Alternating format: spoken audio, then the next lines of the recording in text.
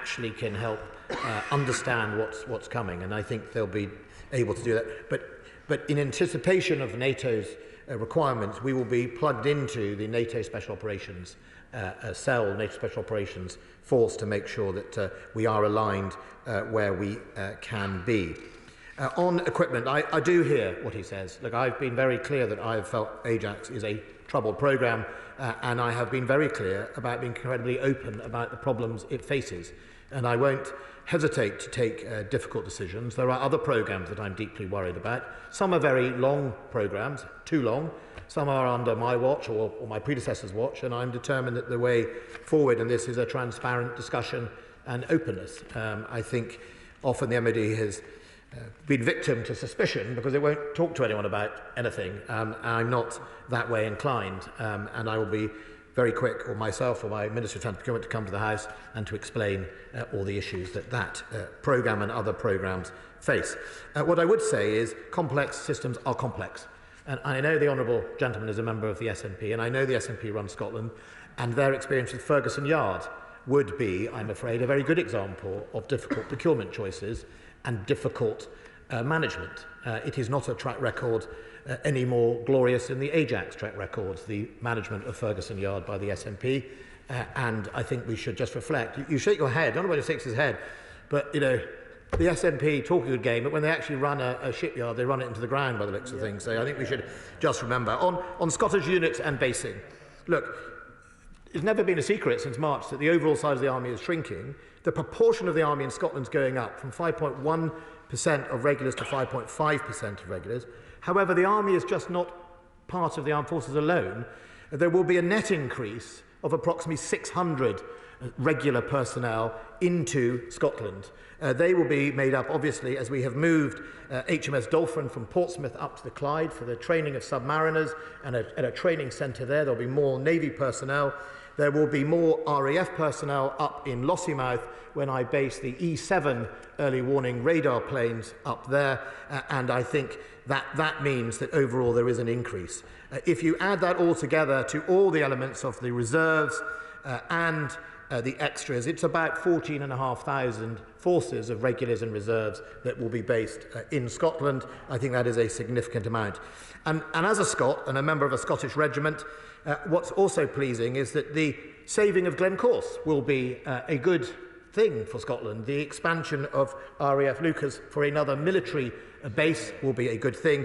I was determined to make sure that we still have the army in the Highlands, so we will see it at Kinloss. The Royal Engineers will still remain there, and there is, of course, extra room. It is a pretty large base should we seek to put any more forces. And also, we will have 2 Scottish regiments based in Scotland, and the Scottish plus the Scots Dragoon Guards, the Cavalry Regiment, all based in Scotland. That is good for recruiting, that is good for the economy in Scotland, and what I would reference to the SNP is it might help our soldiers if you didn't tax them a bit higher compared to their English colleagues.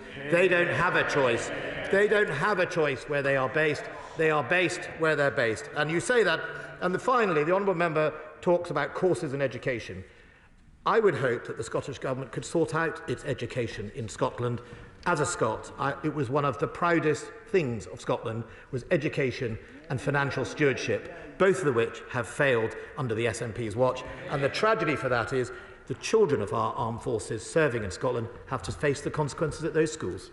Well, Francois. Thank you, sir. The British Army cannot fight without effective kit. But the Public Accounts Committee has indeed declared the MOD's procurement system broken.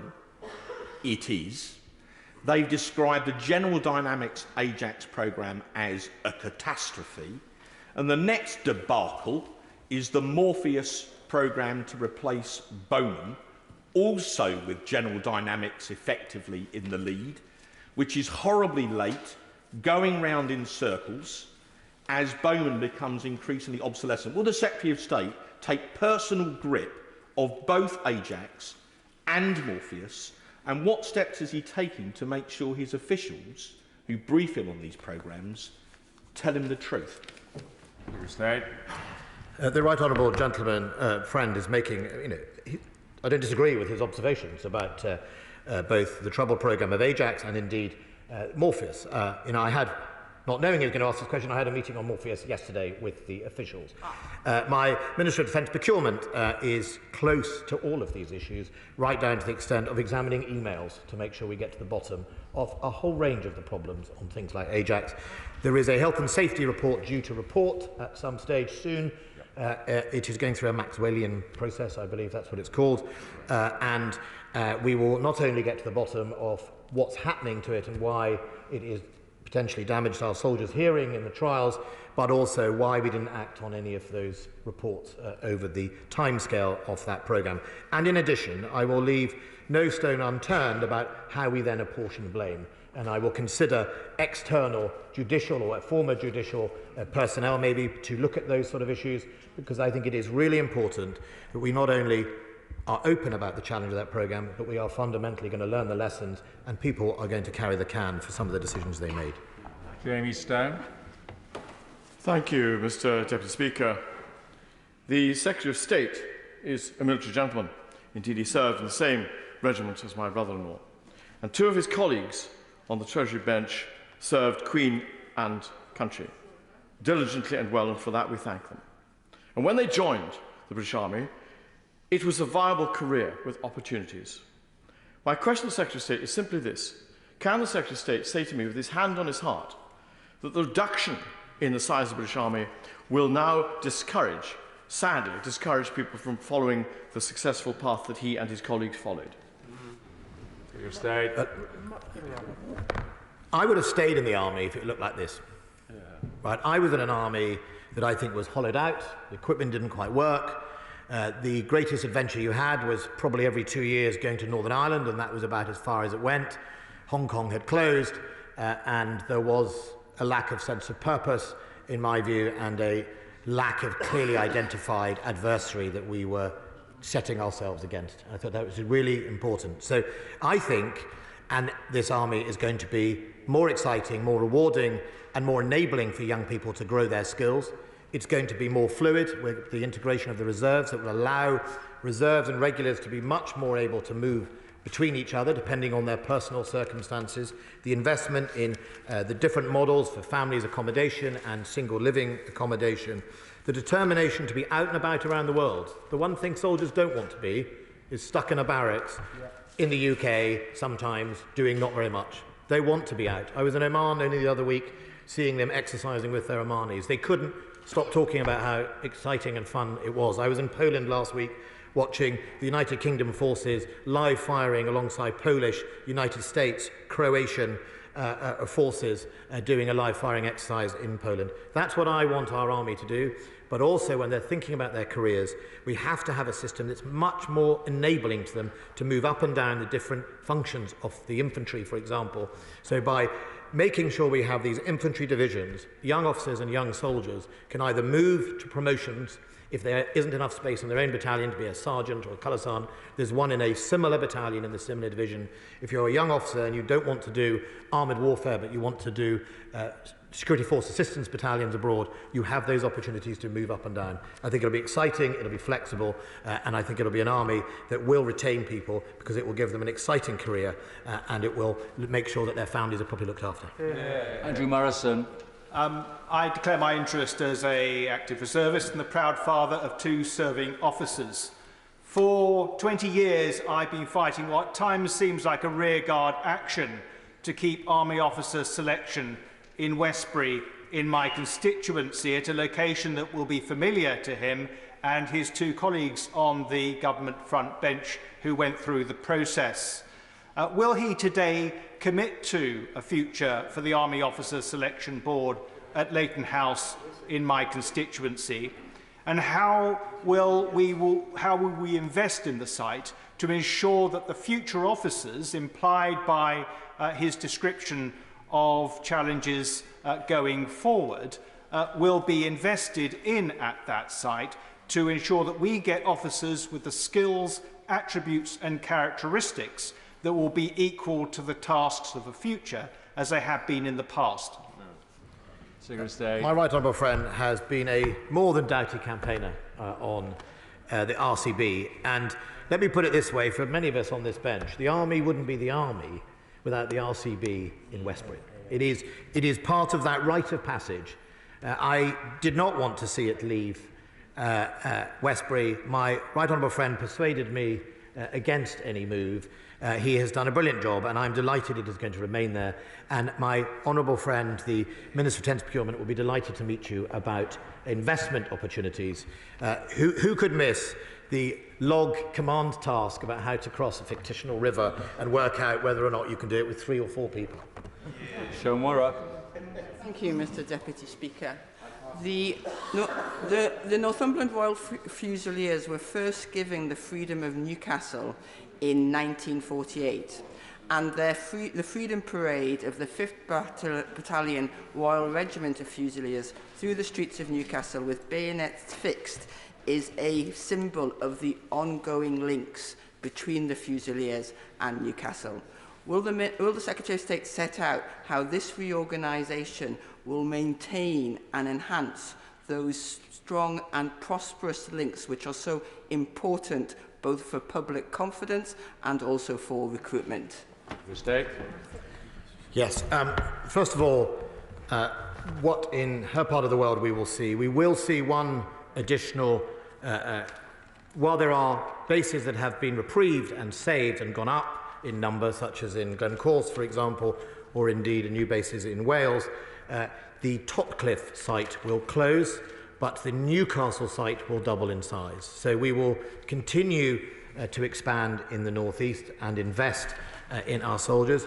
When it comes to culture, what we have done with the infantry is made sure that the 4 divisions of infantry are aligned with their similar cultures. We haven't got rid of the cap badges, and also by making some of these bases effectively bigger by putting 2 units rather than 1, and integrating at a much greater level our reserves in our front line, like our teeth arm units, I think you'll be able to join the reserves in some of those famous regiments and find yourself, when you go into work, in a regular unit, side by side, and I think that will be a great opportunity. I've been to what was then called territorial army units, which were windy, empty, cold drill halls with only about 4 people, miles away from their parent unit. That wasn't a way to maintain people feeling used and useful. In fact, people would drift away feeling quite isolated from it. So there is work ongoing about making sure that we effectively reverse the atomization of the reserves to make sure people are part of a bigger ongoing concern. I'll be delighted to share any more details in the North East with them. Desmond Swain. When Jeff Hoon announced an exponential increase in the roles for females in the armed forces, I welcomed it from the benches opposite. But praying in aid St Bernard of Clairvaux, I pointed out that there would be an administrative overhead to be paid, for which I was rewarded with an early day motion concerning the disgraceful behaviour of the member for New Forest West. But given the way things have turned out, my words were prophetic. I have another prophecy I'd like to share with the Minister for the Armed Forces, if he will indulge me with a short meeting. I will. Mr Deputy Speaker, the Minister of the Armed Forces will be delighted to hear the prophecy of it. What I can say is we should and we will do more to not only encourage but keep women in the armed forces. It hasn't been good enough from the day of the announcement to encourage it.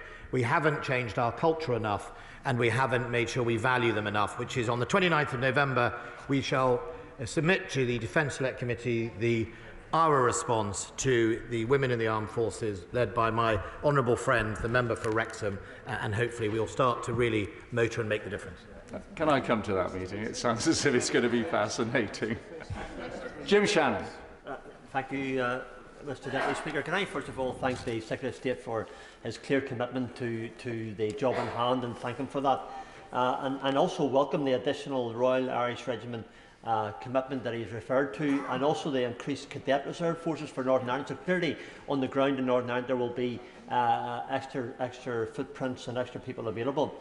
However, Minister, very kindly make this comment. The overall reported 9,000 smaller size of the Army as a whole, Minister, even with the additions that we've referred to, there will be reduced numbers, and that is some concerning.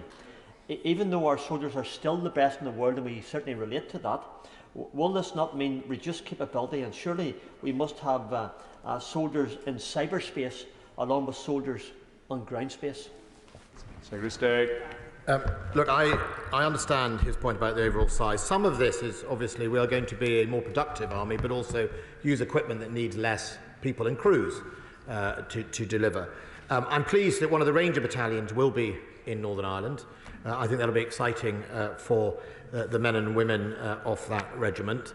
And it will also go to the esprit de corps of Northern Irish or Ulster soldiers who have not only contributed to the British Armed Forces for decades, or hundreds of years, but their quality has always been outstanding. Look, we do recognise some of the issues around mass, but we think critical mass is more important often, making sure we're out and about and present to make our adversaries think differently.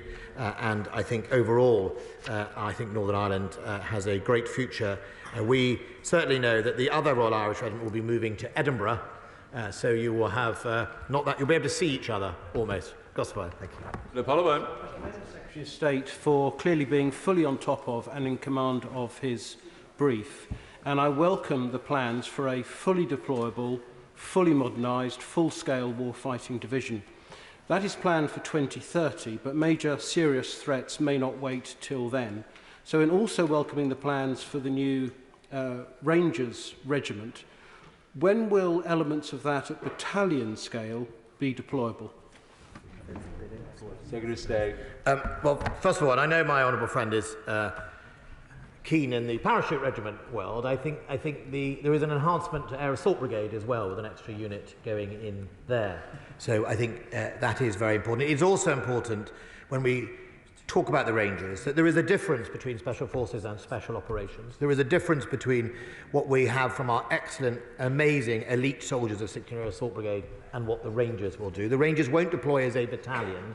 They will deploy in teams and therefore will make a difference in a different way. And I don't want people to be confused. I don't want people in 16th Air Assault Brigade to think we've invented something that competes. It's not at all. It's a different part of Special Operations. And I know my honourable friend will definitely understand that. First and foremost, the Rangers have to get up to the standard. I don't want to run before we can walk with them. They won't deploy as a battalion.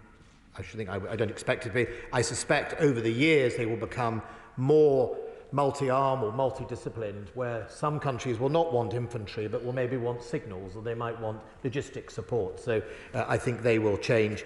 But we are getting them up to capability, the first battalion off them by 2022, next year. Rachel Maskell. Thank you, Mr. Deputy Speaker. York is the UK's oldest military city, and we're really proud to home the headquarters of the 1st Division and the 4th Division's 2 signals, and through our long history believe that that should continue.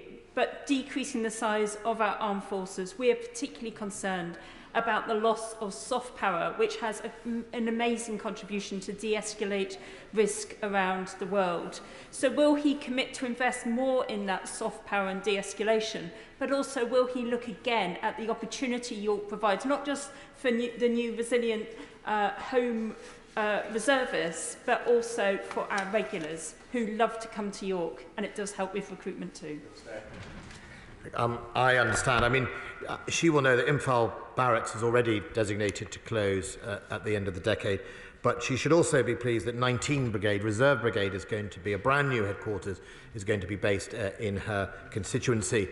On the issue of soft power, we are creating 8 battalions worth of regiments that are designed to help in that space of security force assistance, training, resilience, right up to the more harder end, if that's what those countries need, of Rangers, where they will do that training, enabling, but also potentially fighting if they have to, or operating alongside them if they have to. That is a lot of capability, and we see all over the world our forces, whether it's the Royal Engineers, as I've seen them in Sudan, helping build in areas that only soldiers can build because of the resilience that is required. That won't stop. It's partly at the heart of our Defence Command paper, recognising that post-conflict and pre-conflict is as important as actual war-fighting capability. It's really important because that's how we avoid wars happening in the first place. Baker. young soldiers outside Parliament, I believe that I saw a number of people who looked haunted by their experiences. So can I ask him to make sure that in his people plan, he develops our warfighting resilience by having concrete steps which will better equip members of the armed forces for what they'll see on operations and to better help them recover their mental health afterwards?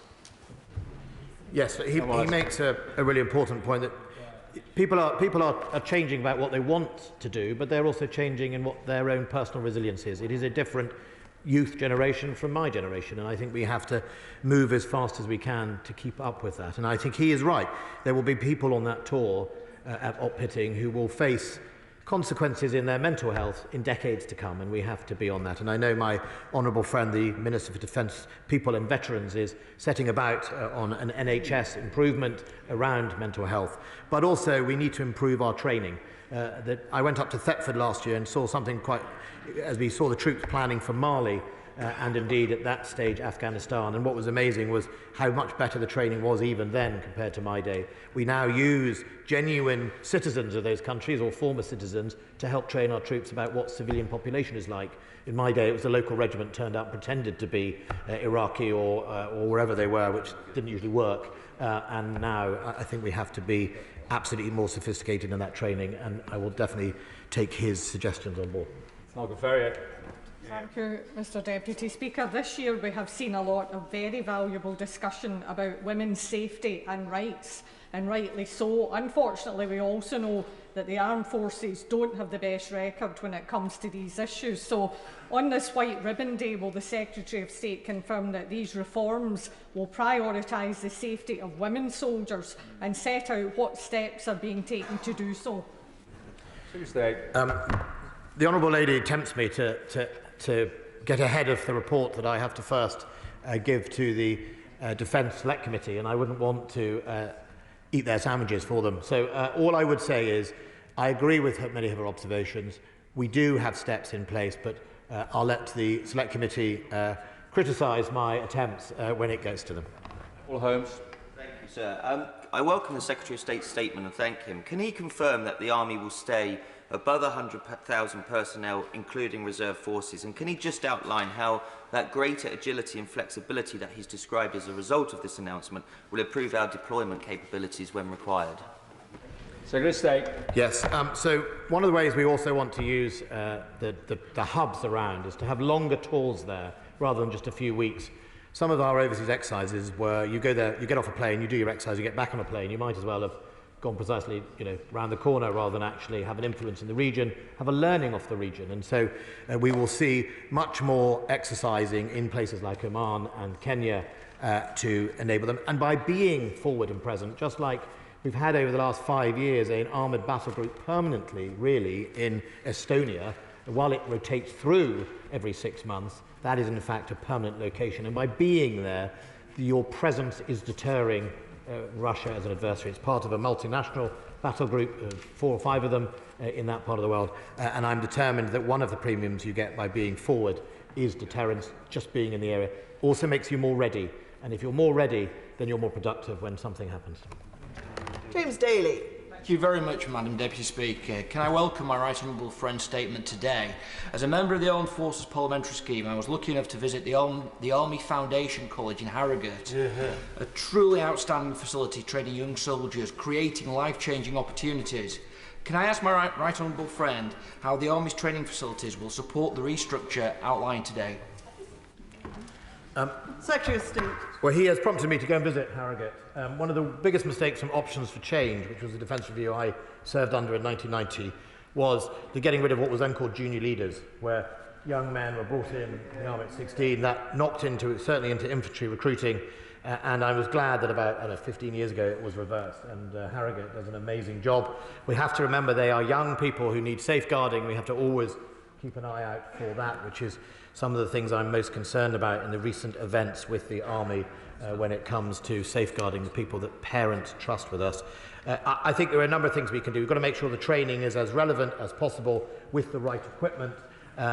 we must also make sure that those young people are safeguarded when they are released by their parents, effectively, to come under our duty of care. And I think the thing we need to send a message to and work on is your children are safe with us, and we will give them a great career. David Johnson. Thank you, Madam Deputy Speaker.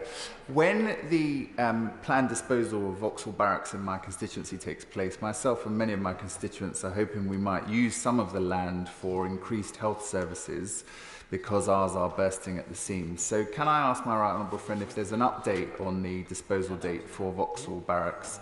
And will he work with me and his colleagues at the Department for Health to explore this possibility of a Didcot Health Hub on that site?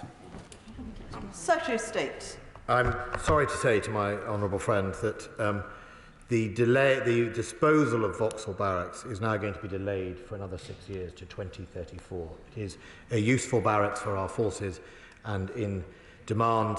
I am happy to meet him, however, about a range of issues if he wants, including whether there is any defence land we can free up to help him with that.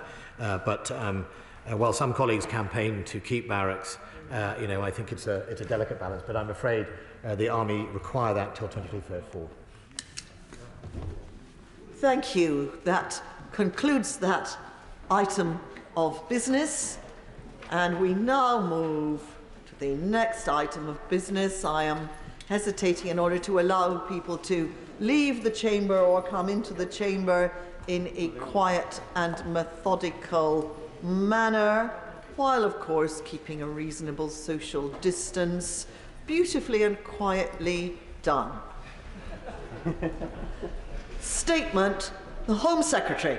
Thank you, Madam Deputy Speaker. And with permission, Madam Deputy Speaker, I'd like to make a statement about the tragic drownings that took place in the Channel yesterday. At least 27 people lost their lives. I know the whole House will join me in expressing our profound sorrow, and our thoughts are with the loved ones of those who have died and with those who responded to an extremely distressing event. Information is still being gathered about the situation in France as this becomes more and more clearer. The Prime Minister chaired an emergency COBRA meeting last night and then spoke to the President of France. I'm glad that President Macron indicated his determination to stop the vile people smuggling gangs and, importantly, to work closely with all partners across Europe. I have literally, Madam Deputy Speaker, just spoken again with my French counterpart, Minister Darmanin, and I've once again reached out and made my offer very clear to France in terms of joint France and UK cooperation, joint patrols to prevent these dangerous journeys from taking place. I've offered to work with France to put more officers on the ground and do absolutely whatever is necessary to secure the area so that vulnerable people do not risk their lives by getting into unseaworthy boats. Madam Deputy Speaker, there is a global illegal migration crisis. As I've stated many times, these journeys across the Channel are absolutely unnecessary. But as I have been warning for 2 years, they are also lethally dangerous. What happened yesterday was a dreadful shock. It was not a surprise, but it is also a reminder of how vulnerable people are put at peril when in the hands of criminal gangs. There is also, Madam Deputy Speaker, no quick fix. This is about addressing long-term pull factors, smashing the criminal gangs that treat human beings as cargo, and tackling supply chains. This requires a coordinated international effort, and I've been in constant contact with my counterparts from France, Poland, Austria, Belgium, Italy and Greece, to name just a few. Because of the nature of the crisis and the fact that we are seeing 80 million displaced people in the world. This was, of course, Madam Deputy Speaker, a major theme of discussion at the G7 Interior Ministers back in September. We're also seeing it play out on several land borders in Europe and in the Mediterranean Sea. And given the chance, the traffickers will always find people to exploit and manipulate. Some of them do not even know that they are coming to the UK. This does mean tackling issues upstream and not waiting until people have reached EU countries. And I've always been extremely clear that I want to cooperate and am cooperating with international colleagues. The United Kingdom has given its unflinching and generous support to France to end this terrible trade in people smuggling. We are not working just to end these crossings because we don't care and we're heartless. The United Kingdom has a clear and a generous, humane approach to asylum seekers and refugees. Yes, people should come here legally and the system must be fair, but the main issue is this. Crossing the channel in small boats is extremely dangerous, and yesterday was the moment that many of us had feared for many years. The criminals that facilitate these journeys are motivated by self-interest and profit, not by compassion. They threaten, intimidate, bully and assault the people who get into these boats, and they have a complete, absolute disregard for human rights. They use the money they make for other heinous crimes, and we simply have to break their business model and, of course, bring them to justice. The government's new plan for immigration, which will be put into law through the Nationality and Borders Bill, is a longer-term solution that will address many of these underlying factors to deterring illegal migration and addressing underlying pull factors into the UK's asylum system. It will bring in a range of measures, including the one-stop appeals process, the ability to process claims outside the country, the ability to declare inadmissibility to our asylum system and have differentiation. Those who arrive in the UK having passed through safe countries and life sentences for people smugglers. People should, Madam Deputy Speaker, claim asylum in the first safe country they reach, and nobody needs to flee France in order to be safe. However, Madam Deputy Speaker, we are not waiting until the Nationality and Borders Bill passes. We are undertaking a wide range of operational and diplomatic work. I have already approved maritime tactics, including boat turnarounds for Border Force to deploy. The government, the police, the National Crime Agency are taking action at every level to take down the people smuggling gangs. And once again, however, we cannot do it alone. We continue to work closely with the French to prevent crossings. More than 20,000 have been stopped this year, which I think all members of this House should recognise the magnitude and the scale of the illegal migration crisis that we are seeing. We have dismantled 17 organised criminal groups and secured over 400 arrests and 65 convictions. But this crisis continues, clearly demonstrating we need to do more together. This is a complicated issue and there is no simple fix. It does mean a Herculean effort, and it will be impossible without close cooperation between all international partners and agencies. I also urge colleagues to reconsider their opposition to the Nationality and Borders Bill, because it is an essential element in finding a long-term solution to what is, Madam Deputy Speaker, a long-term problem that successive governments have faced over decades.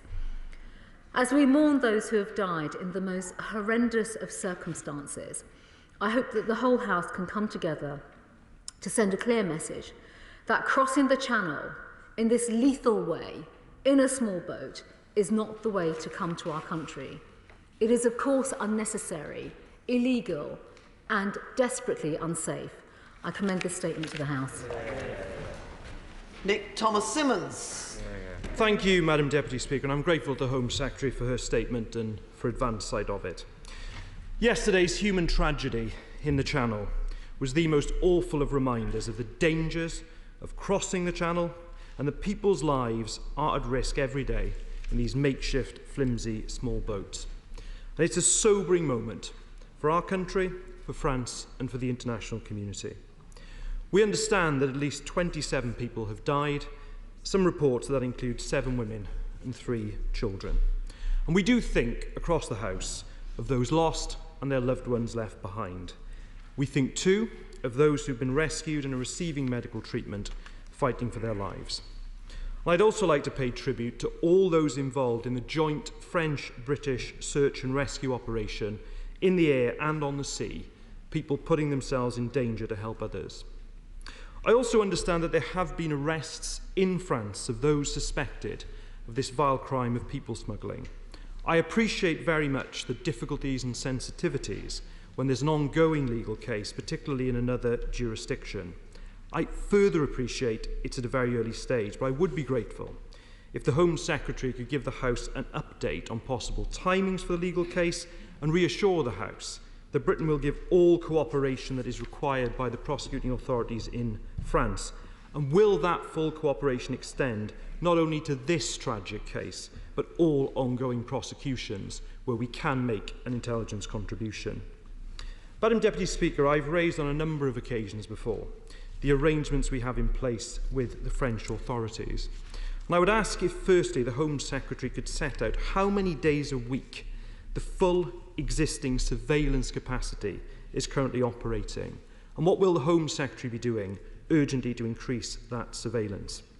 Now, I pay tribute to the National Crime Agency and our frontline law enforcement officers for the work that they do, and I heard what the Home Secretary said in her statement about law enforcement cooperation. But can she also tell the House what she will do to deepen that intelligence and law enforcement cooperation with the French authorities and indeed other countries? So the focus isn't only on coastal patrols, important though they are, but is also about disrupting the routes facilitated, often across hundreds and thousands of miles, by vile people smuggling gangs who have reckless disregard for human life. Can I also press the Home Secretary on properly managed, safe and legal routes? Can I ask specifically about the DUB scheme? The DUB scheme was closed down, having helped only 480 unaccompanied children, rather than the 3,000 it was expected to help. Will that scheme be urgently reinstated? The government has also announced the Afghanistan Resettlement Scheme, and we took the salute yesterday from our magnificent armed forces in New Palace Yard, who together with Border Force and our diplomats showed the very best of us as a country in their actions during Operation Pitting. But the government now needs to send out how practically it will make good on its promise to help a total of 20,000 people. We are some months on, we need an urgent update on that. Then there's the UK Resettlement Scheme that was announced in February of this year. And today the government has released the statistics on this. It shows that in its first year, only 770 people have been helped by that scheme. And taken with the other schemes, it's only 1,171 people who've been helped to the end of September, when the promise from the Home Office was to help 5,000 people in its first year. What will be done to make good on that promise? What urgent action will be taken to help those most in need? The Home Secretary mentioned the Nationality and Borders Bill, but she knows the opposition will not support a bill that breaches the Refugee Convention and damages our standing around the world. And indeed, the Home Secretary has spoken today of a worldwide migration crisis. Can ministers revisit their decision to cut the international aid budget and lead on the international stage to help those fleeing from persecution around the world? And finally, Madam Deputy Speaker, can I say that yesterday's terrible tragedy must be a moment for change. The time for urgent action to save lives is now. Home Secretary. Madam Deputy Speaker, I'd like to begin my remarks, Madam Deputy Speaker, by actually echoing some of the comments that the Honourable Gentleman made. And in particular, that is a direct reference to actually our partners, our operational partners who day in, day out do incredible work that sometimes in this House gets overlooked too often. So on joint patrols, for example, and I know the Right Honourable Gentleman has asked about surveillance capability, we have officers from Border Force and UK law enforcement working in conjunction with the National Crime Agency and their French counterparts every day, Madam Deputy Speaker, in actually some of the most appalling conditions.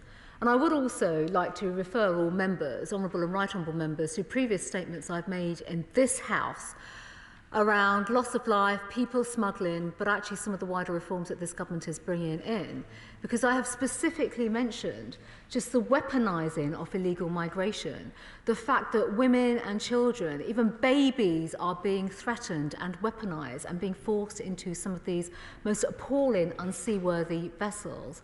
Officers in France have also been attacked, physically attacked and injured in many quarters, and our Border Force patrols and officers themselves deal with many harrowing scenes every single day. So on that point, I would very much like to just very much support and commend the work that our people do. This is difficult work.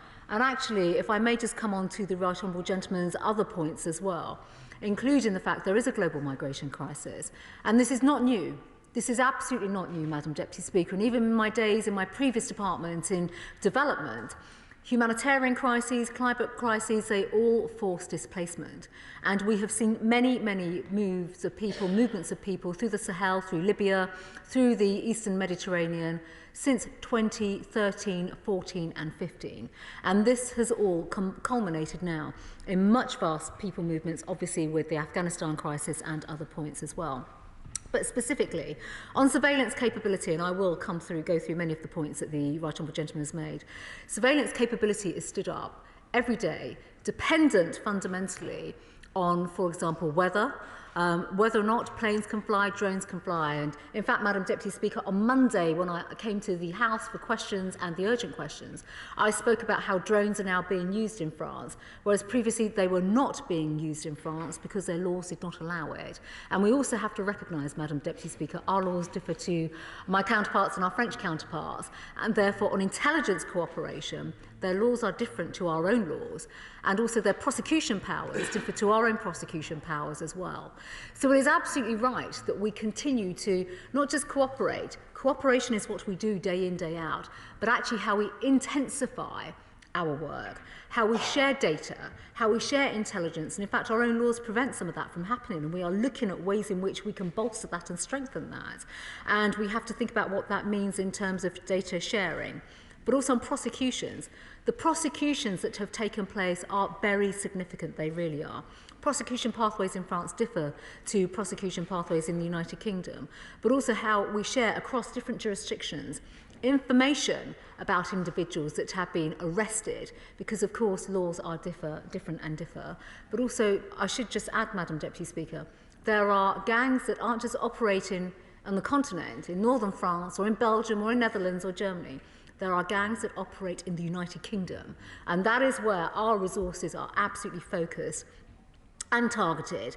And this isn't just about UK-France cooperation, and I've never ever said, actually, and I do want to put this on the record once again, this is not just a problem for the United Kingdom and France. When you look at Europe, from the gateway into Italy, Greece, now Poland, I spoke to my counterpart in Poland earlier on this week, my counterparts in Belgium, the Netherlands, Germany, you name it, we see this as a wide-scale problem. Madam Deputy Speaker, just two other points, if I may, or three other points. On resettlement. Resettlement is a fundamental pillar of the work of this government, and the Right Honourable Gentleman has mentioned resettlement figures. I would just like to caveat much of this, though, through the pandemic. He will respect and understand that travel movements have been restricted, resettlement rights have been limited because of the pandemic, but we are committed and we are working to absolutely resettle people in the way in which we have committed to do so. And of course that links to the Afghanistan Resettlement Scheme, in addition to the 15,000 people, Madam Deputy Speaker, that were evacuated under Operation Pitin. And I have also publicly said that we can only resettle once we have the ability and the infrastructure to create resettlement pathways so that we don't just bring people here and let them lead an inadequate life. They need to rebuild their lives. He also mentions, the Right Honourable Gentleman also mentions the Dove scheme. I've actually put an offer on the table, not for the first time, to the French government today on a returns agreement, but in particular looking at family reunion and children. So this is again an offer that I have made repeatedly to my counterpart in France. We are determined over the weekend we're going to be pursuing further discussions. We have to have viable agreements, and viable agreements have to reflect the type of crisis that we face on migration and the type of circumstances that we are now confronted with. Sir Ian Duncan-Smith. Deputy Speaker, can I just say to my honourable friend, it's quite clear, obviously, that this is not going to be ended at a stroke. But the reality is that even though we are not any longer part of the Dublin Convention is completely broken. And that across Europe at the moment, lots of countries are happy, as long as someone isn't staying, to see those migrants travel across their country into somebody else's jurisdiction. And that has led to the problem that we face now with those selecting to come to the UK ending up in France.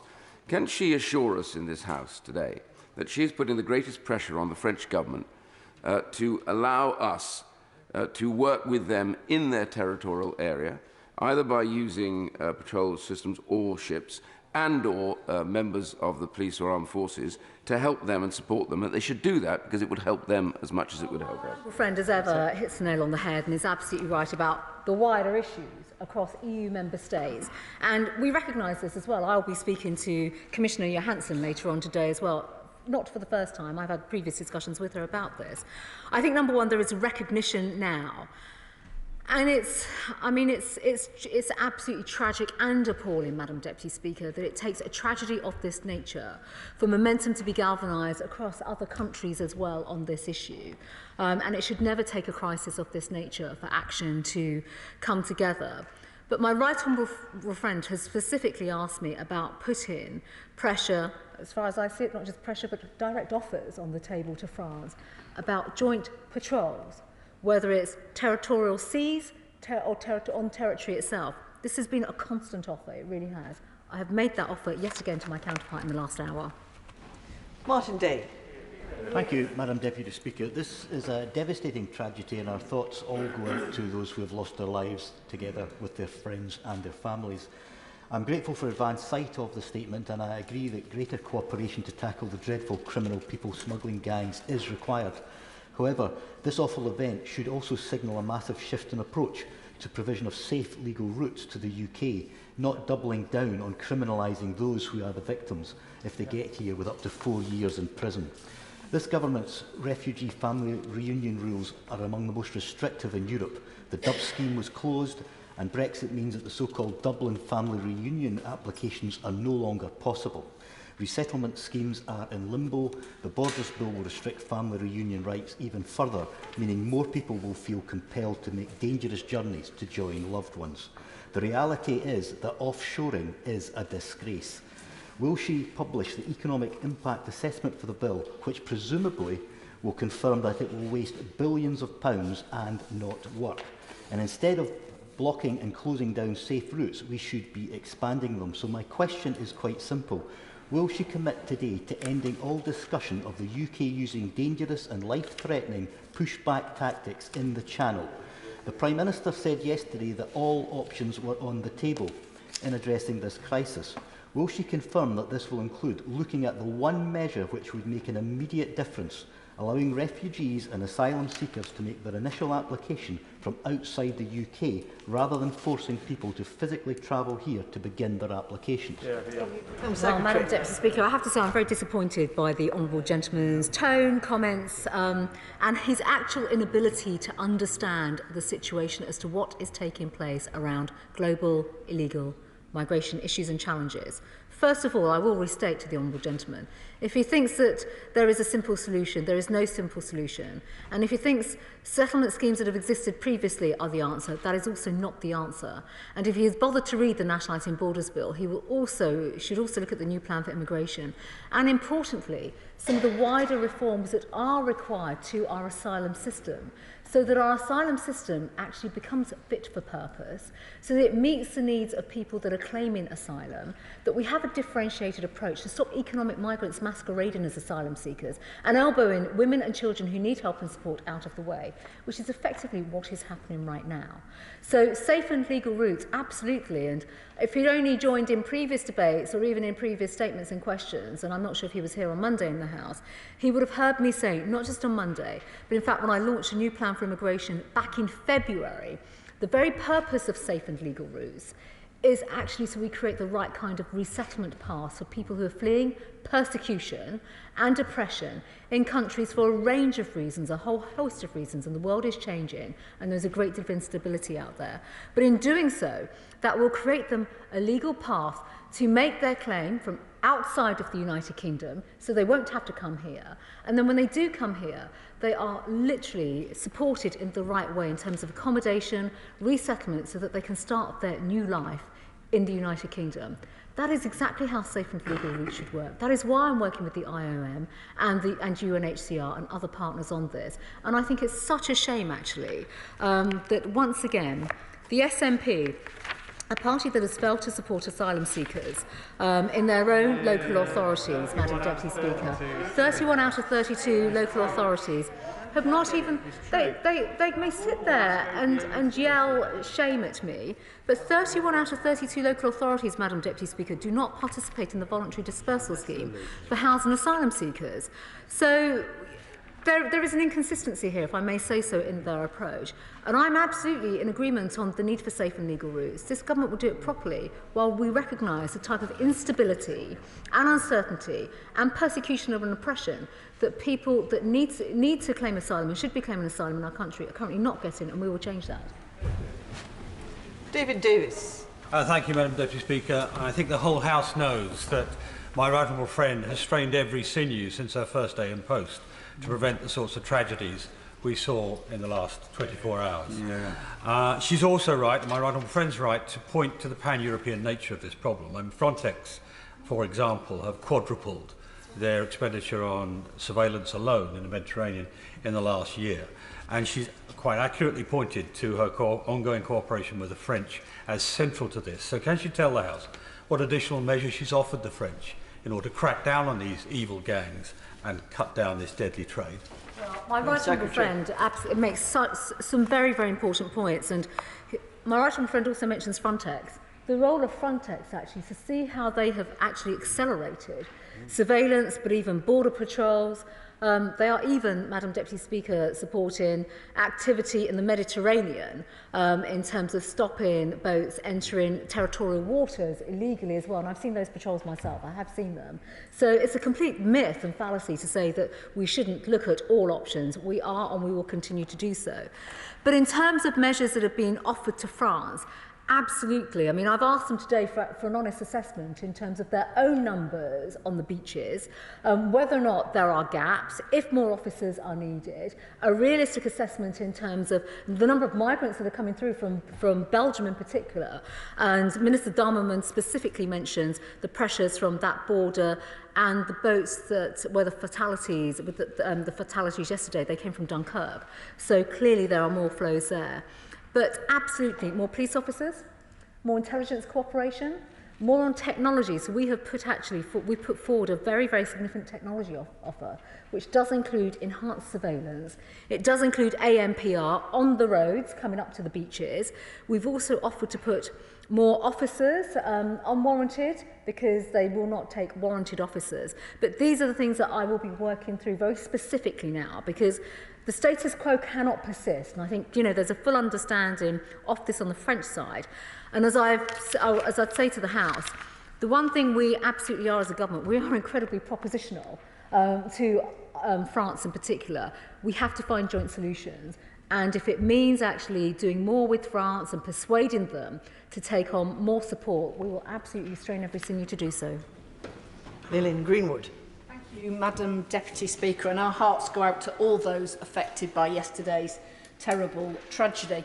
But there was already deep concern in my constituency about the government's approach to protecting men, women and children seeking refuge in the UK. And I also have many constituents with family members in fear of their lives and seeking to escape Afghanistan following the Taliban takeover.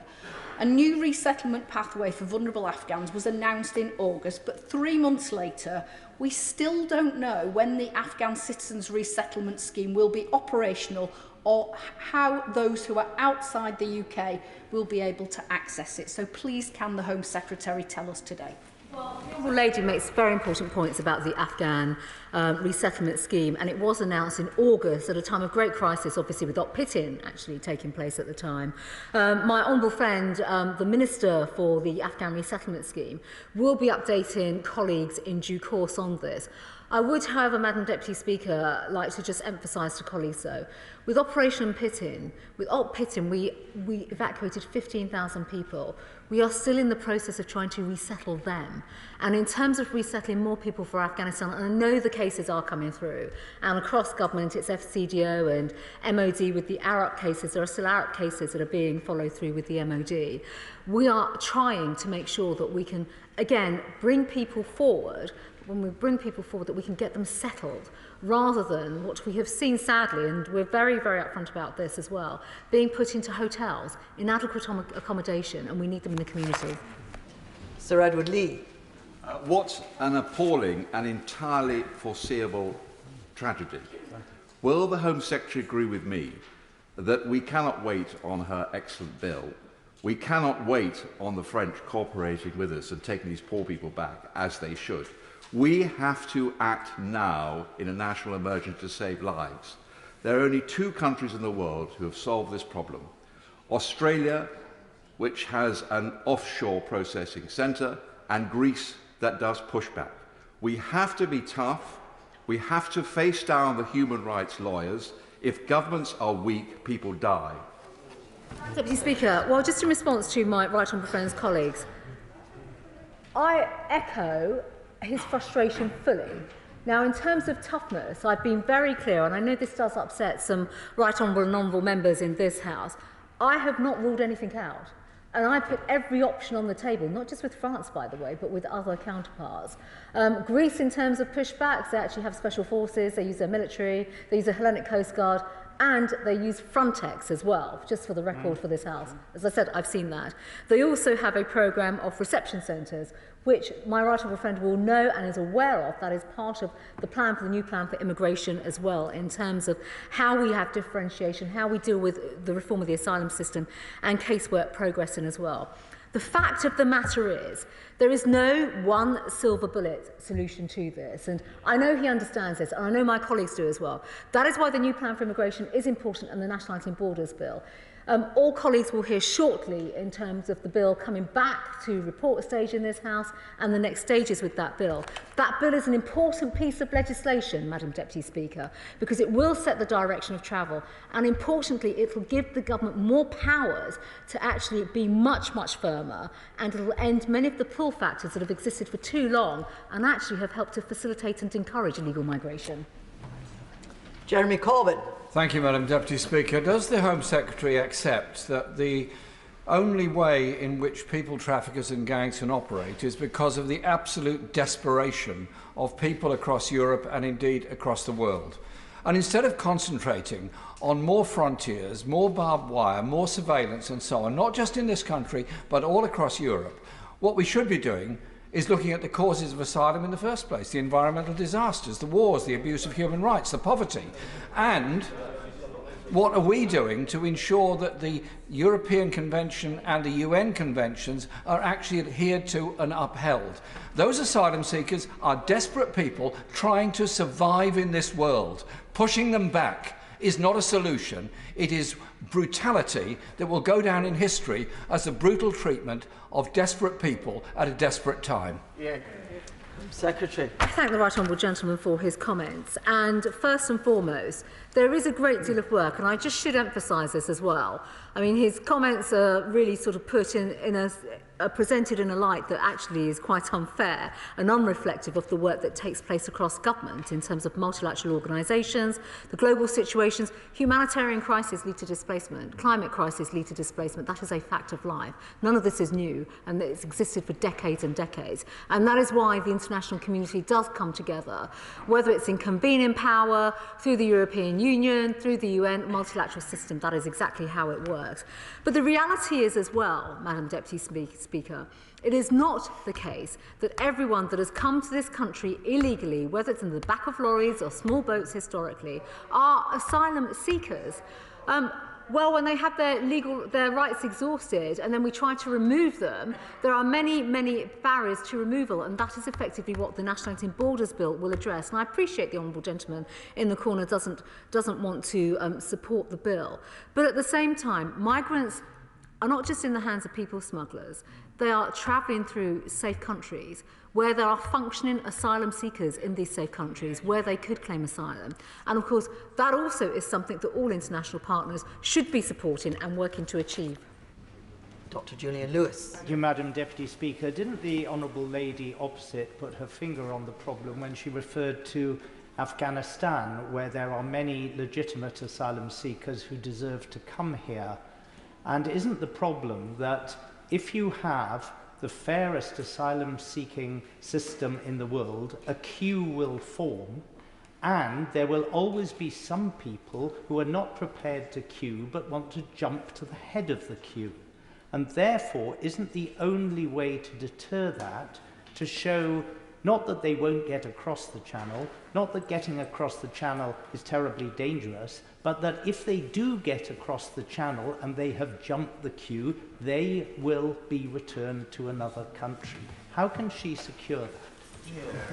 Well, Madam Deputy Speaker, I think I've spoken in this House a few times now about returns agreements and the difficulties around getting bilateral returns agreements. I've stated again, for the record, that I have put on the table, another offer to my French counterpart, Minister Darmanin, today, that we will discuss. I'm very happy to discuss returns agreements with him in the usual sense, but also to look at family reunions. And children, unaccompanied asylum-seeking children as well. We don't want kids. We do not want to see children and family members be in the hands of traffickers, and having these established routes and working with our partners to establish returns agreements is absolutely the right thing to do. I have stated many times before with regards to EU countries, this is a matter that sits with the Commission. It is a Commission competence. There is a great deal of frustration amongst EU member states on this issue, which is why I will continue and am continuing to pursue my discussions with the Commissioner for Home Affairs.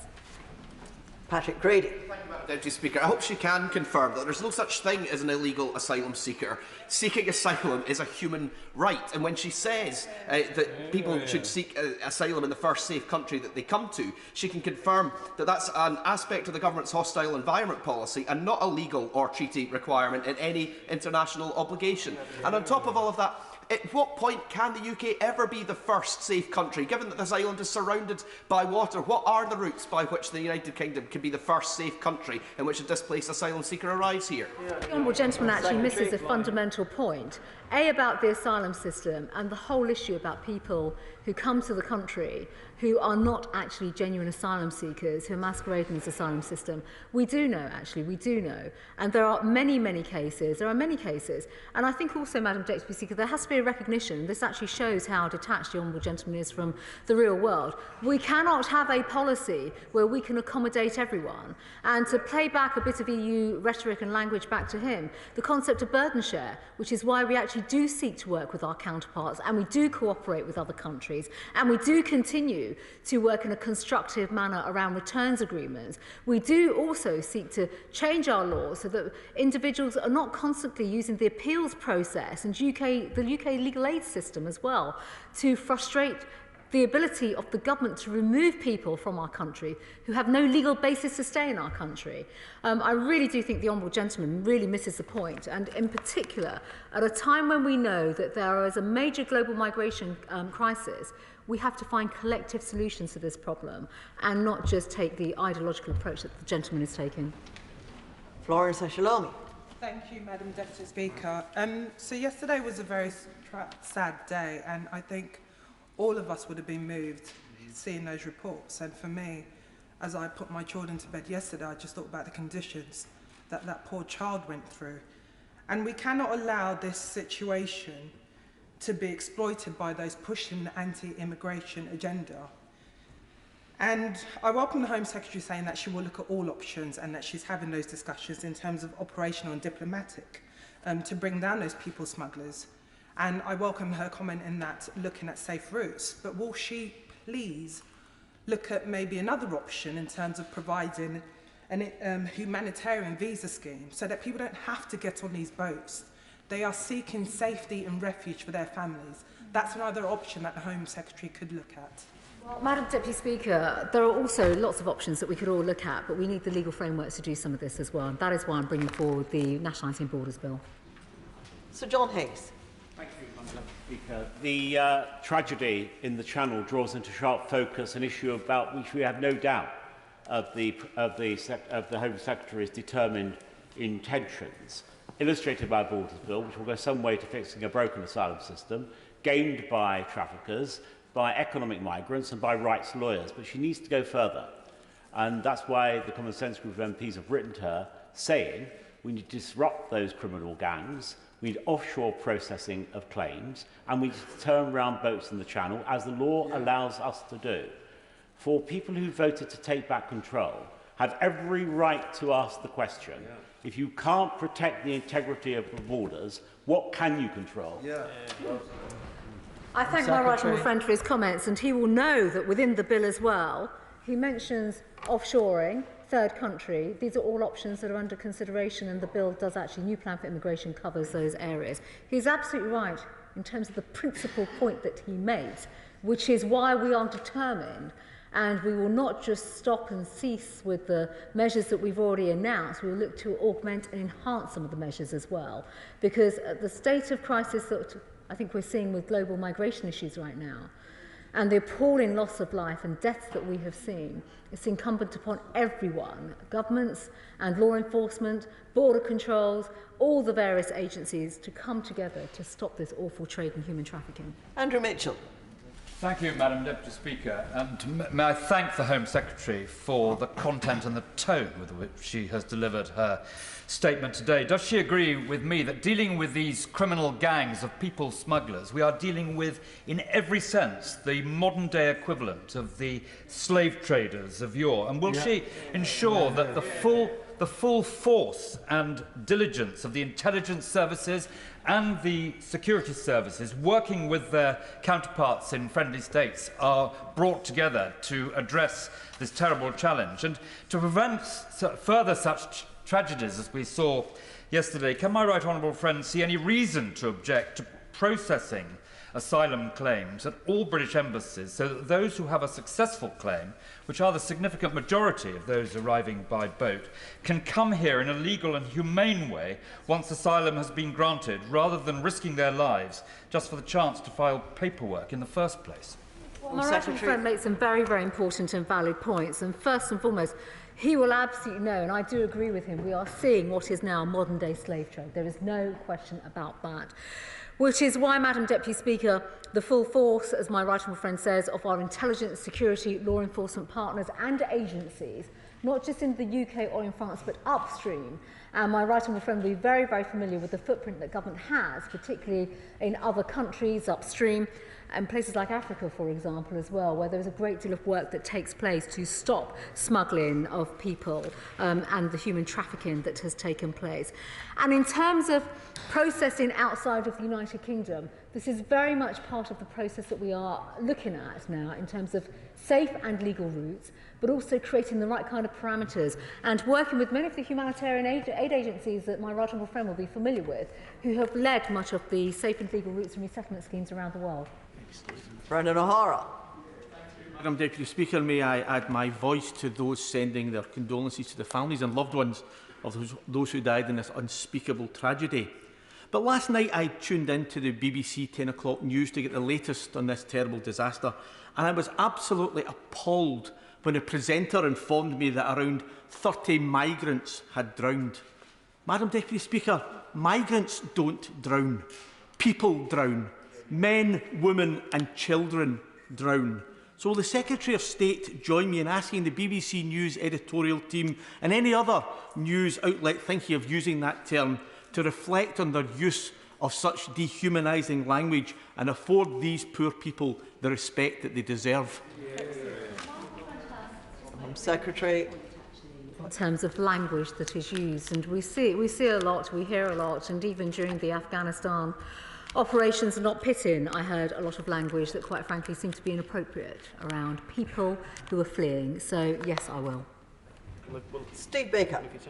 Deputy Speaker, I think people in Wickham would expect the government to act with absolute resolve to get a grip of this problem, but also compassion to save life and look after people. Can she reassure me that that is her policy, to look after people but get a grip of this problem?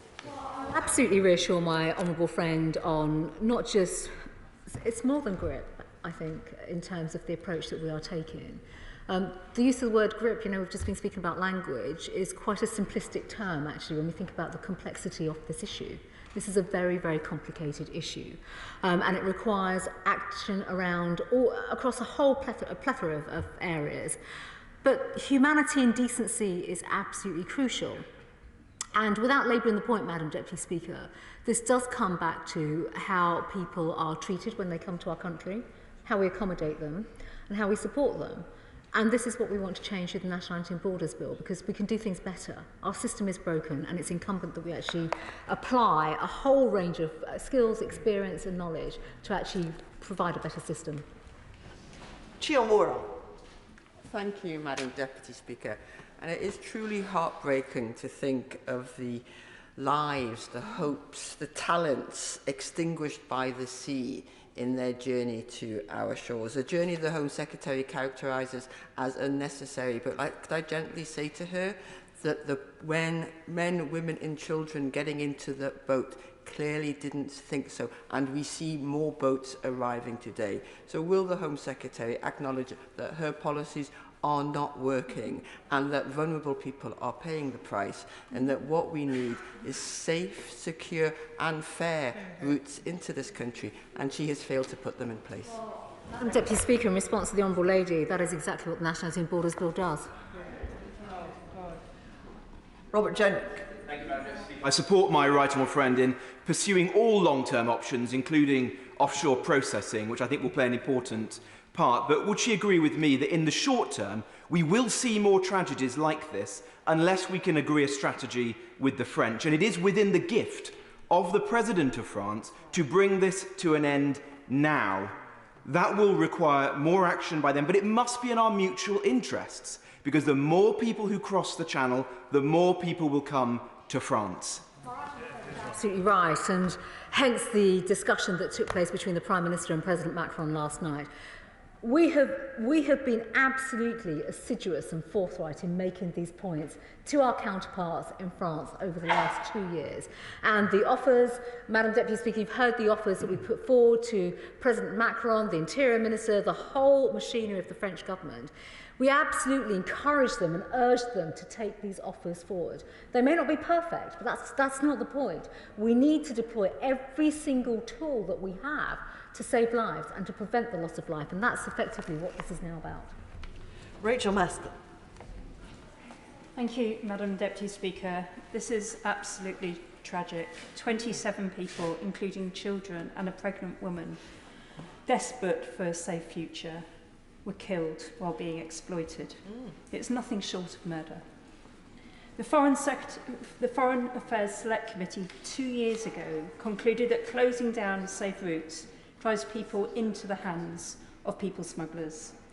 So will she immediately withdraw her dangerous Nationality and Borders Bill, which does just that, and put in place safe routes of passage to avoid more tragedies? Deputy Speaker is no, and that's effectively the Nationality and Borders Bill does create safe and legal routes. Sir Christopher Cho. Madam Deputy Speaker, my right honourable friend said at the end of her statement that crossing the Channel in a small boat is illegal. Would that it was, but it isn't illegal, as that was confirmed by the Crown Prosecution Service on the 8th of July.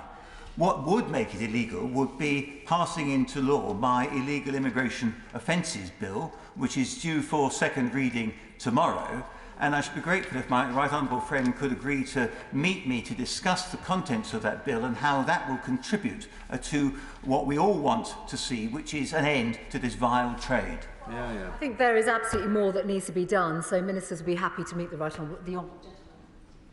Alan Cairns. Thank you, Madam Deputy Speaker. On Monday, I shared my concern to the Home Secretary that the French authorities potentially turning a blind eye to some of the activities going on on the northern coast of France were putting some of the most vulnerable people at risk. Sadly, that tragedy emerged yesterday, and it's encouraging to see that 5 people were arrested overnight. But those 5 people were active yesterday, last week, last month and probably last year. Now, I recognise the diplomacy that's required, but can I urge my right honourable friend to use every effort to bring the newfound urgency together, to work across government, across authority, to ensure that all possible action is taken to combat the actions of these people smugglers. My friend for his question. He is, of course, absolutely right.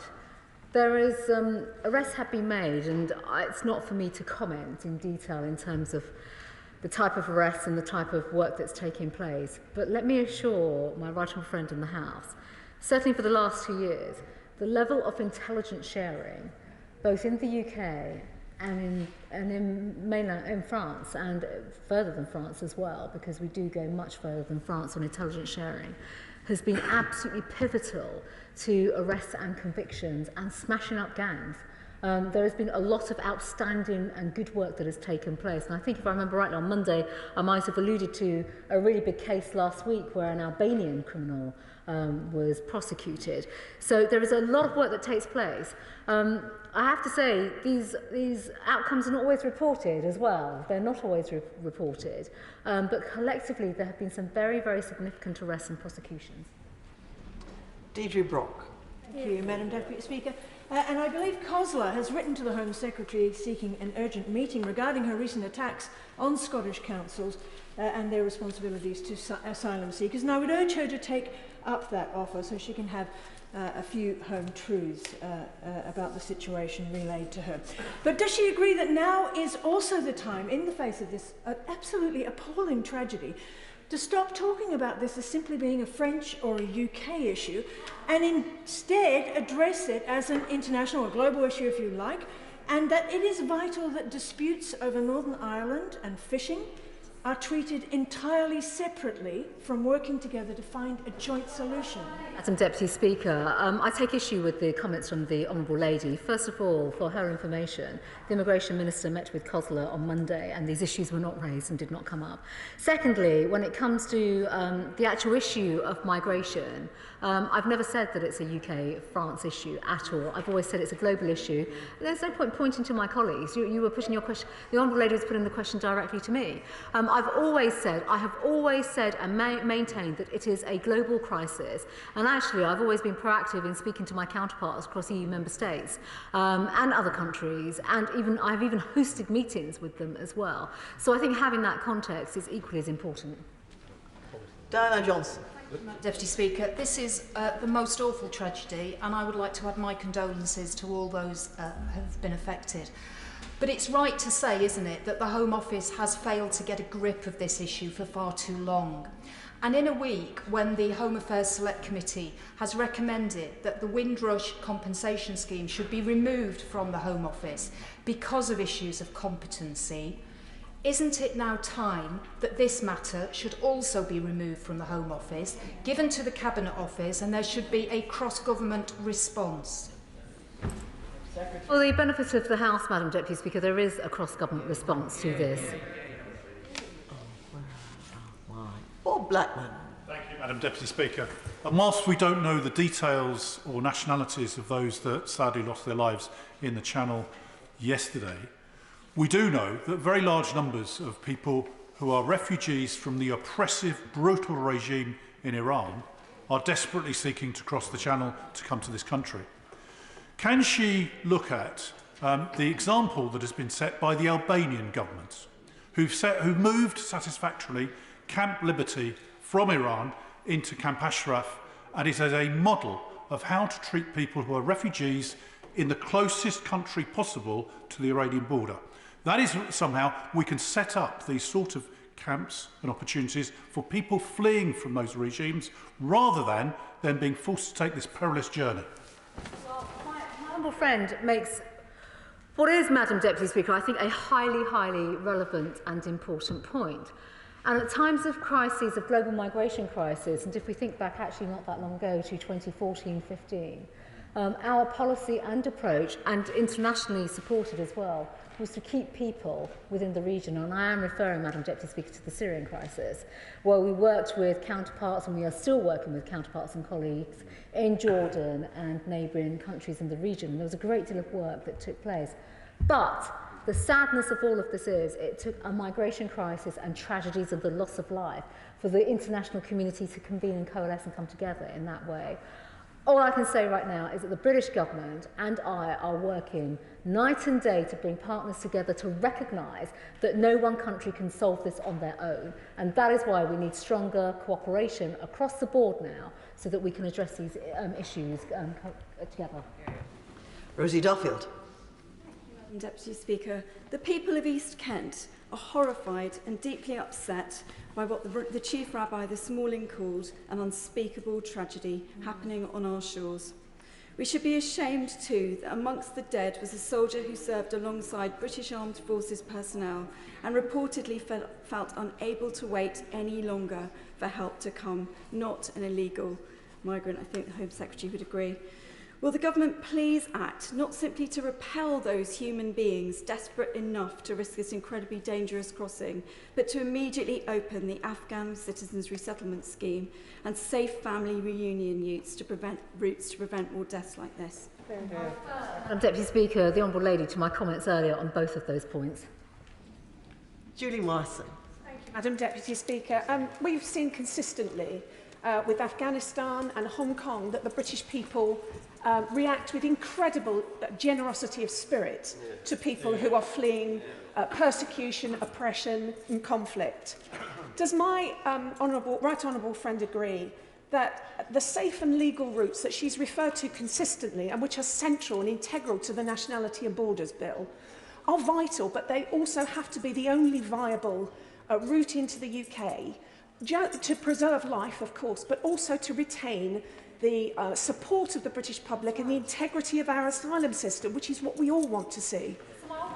Absolutely right and spot on, Madam Deputy Speaker. So the changes that the government have brought in, we are very clear about legal routes and also the issues, and we're very open and honest. For 20 years, the asylum system has just remained in aspic. It has not been touched, it has not been reformed, and it needs reforming. And with that, of course, we have set up resettlement routes. Hong Kongers, BNOs, look at the way that scheme has worked. It has been phenomenal, and it's incredibly moving to see how people have been resettled across the United Kingdom. As well with Afghanistan, and there are many other schemes as well, Syrian refugees that have come over too.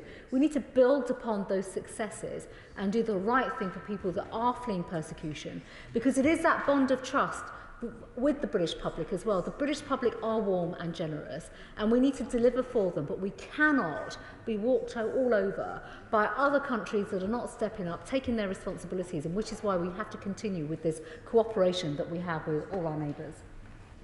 Jim Shannon. Thank you, Madam Deputy Speaker. And can I thank the Secretary of State for her commitment to finding a solution for this, and it's very clear that the Honourable Lady is doing just that. My heart aches at the lost lives that have now become a reality, sadly, today. On behalf of my party, the DUP, I convey my sincere sympathies to all those who grieve for their loved ones who they've lost over the last time. Would the Minister consider utilising private patrol companies offering services with boats ready and equipped to help the patrol of the sea, such as one who has contacted and emailed me to highlight a dairy facility called Hazaras Marine Solutions? Is there a role, Secretary of State, for private enterprise in helping the fight against these dangerous crossings? Thank you. Thank you, Madam Deputy Speaker. The answer is yes, there is a role, and the Home Office has been tasked to look at private sector companies and support. And in fact, even with my French counterpart this morning, I've once again, not for the first time, put that offer on the table as well to have other contractors to join the collective efforts. Philip Hollowburn. Against the background of British troops being sent to Poland to help secure the border with Belarus, can the Home Secretary confirm and clarify the basis of her broad and generous offer to the French? Has she offered border force cutters to work close to shore off the French coast in conjunction with the French? And has she offered the deployment of British troops and UK police, if necessary, under French command, to operate on French beaches? Yes, Madam Deputy Speaker, I have. David Simmons. Thank you, Madam Deputy Speaker. May I first commend the Home Secretary on her very robust response to the SNP. The London Borough of Hillingdon is currently buckling under the strain of looking after around 10% of the refugees in the whole country, including large numbers bussed up from Dover, and almost none of those people have a route to Scotland. But may I ask my right honourable friend that, recognising the importance of safe and legal routes and the comments made by the French Foreign Minister about some of the pull factors in the UK, will she consider what steps could be brought forward to remove a grant of asylum from those whose claim is subsequently shown to have been bogus? Madam Deputy Speaker, thank you. First of all, I would just like to put on the record actually my thanks to the London Borough of Hillingdon and also to many other local authorities, Madam Deputy Speaker, across the country, but they are predominantly in London. London is feeling the pressure in terms of accommodation, hotels and housing. And he is right, of course, in terms of his own suggestion, in terms of moving forward on solutions, but actually working together. And, you know, This is exactly why we are looking to reform the system through the Nationality and Borders Bill. We have to have that differentiation. Richard Holden. Thank you very much indeed, Madam Deputy Speaker. Lives are tragically being lost in the Channel, and the British people want these gangs smashed, the crossing stopped, and people processed in the nearest country. The opposition have voted again and again against our measures in the Nationality and Borders Bill to cut down on human trafficking via small boats, and the Shadow Home Secretary has called our proposals unconscionable. In my local area, the local Labour Party and the Lib Dems, none of whom I see here today, are even campaigning against an immigration removal centre for foreign criminals and failed asylum seekers. Does the Home Secretary agree with me that Labour's failure to support the necessary legislation shows that when the chips are down, that they not only don't understand the views of the British people, but tragically are failing to protect those being exploited by criminal gangs, whose callous and criminal behaviour means people are left to die in the Channel? My honourable friend makes some very, very important points here, and obviously in terms of the removal centre, we have removal centres for very, very good and strong reasons, Madam Deputy Speaker. These are people with no legal rights to remain in our country, and there are reasons as to why we have to put them in removal centres to, you know, with the processes that we have to get to move them on. But the fundamental point here is, of course, the reforms that we are trying to bring in, which are being thwarted by the party opposite. And actually, by stopping these changes and reforms, they're only playing into the hands of the people smugglers and those, quite frankly, who are being put in the hands of the traffickers. And finally, the prize for patience and perseverance goes to Duncan Baker. Madam Deputy, that will teach me for being last in as well. Could I say that the situation yesterday was an absolute tragedy, but it's absolutely clear what the Home Secretary has said in her words. There is no single silver bullet to fix this problem. Would she agree with me that broadly there are around 3 huge areas to cover? Number one is international cooperation has got to be there to work together with other countries. The domestic legislation has to be put in place, which is what we are doing through the Nationality and Borders Bill to fix our borders and to fix the broken asylum system. And lastly, we need the toughest possible measures to crack down on the surveillance and the criminality of those gangs who are, quite frankly, just aiding and abetting the situation every day. He's absolutely right, and I thank him for his comments because he's summed up the totality of the challenge that confronts us all, has existed for a long period of time, and that's exactly why we are attempting to fix the broken system by tackling these issues, the gangs at source, going upstream, using intelligence, fixing the system here in the United Kingdom, and of course our continued work with our counterparts around the world. Thank you. Point of order, Dr. Alan Whitehead. Thank you, Madam Deputy Speaker. Yesterday, in the urgent question on bulb going into special administration, the Business Secretary told my honourable friend, the member for Rhondda, after refusing to answer a question from my right honourable friend, the Shadow Business Secretary, that, and I quote, there is no government bailout. Yet we learned from a court hearing on the same day, indeed on the front page of the Telegraph and other papers today, that the taxpayer is on the hook for as much as £1.7 billion as a result of this government's failure to properly regulate the energy market. I ask your guidance, Madam Deputy Speaker. Is it right and proper for a government minister to say one thing to this House and another thing to the courts? And also, Madam Deputy Speaker, whether you have any guidance about how the Business Secretary can be brought back to this House to explain why he has misled it in his answers to the UQ of yesterday. Order. Order. Although I'm not listening to sedentary comments, I don't need to be reminded. I hope that the honourable gentleman will come back to the dispatch box and find other words for his last sentence. I'm quite sure that no right honourable member of this House could have misled it. I thank the Deputy Speaker for her guidance on this matter, and of course I withdraw the question of misleading the House. I hope the Business Secretary will come to the House to explain his comments in the due course of time. Thank the honourable gentleman. That is a perfectly polite and in order question. However, It is not a point of order for the chair, as I think the honourable gentleman knows.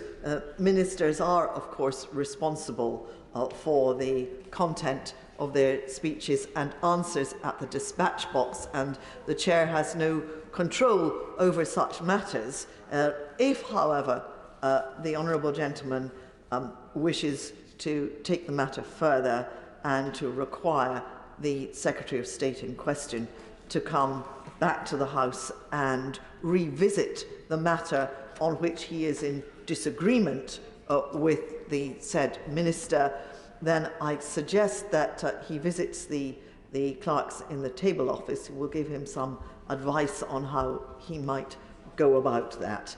And I'm also sure that the Treasury bench will have heard, and I have assent from the Minister who is now at the dispatch box, the Treasury bench have heard what the honourable gentleman has said, and I trust that his concerns will be brought to the attention of the appropriate Secretary of State, and that the matter will be revisited and, if necessary, clarified. I trust that satisfies the honourable gentleman. Thank you.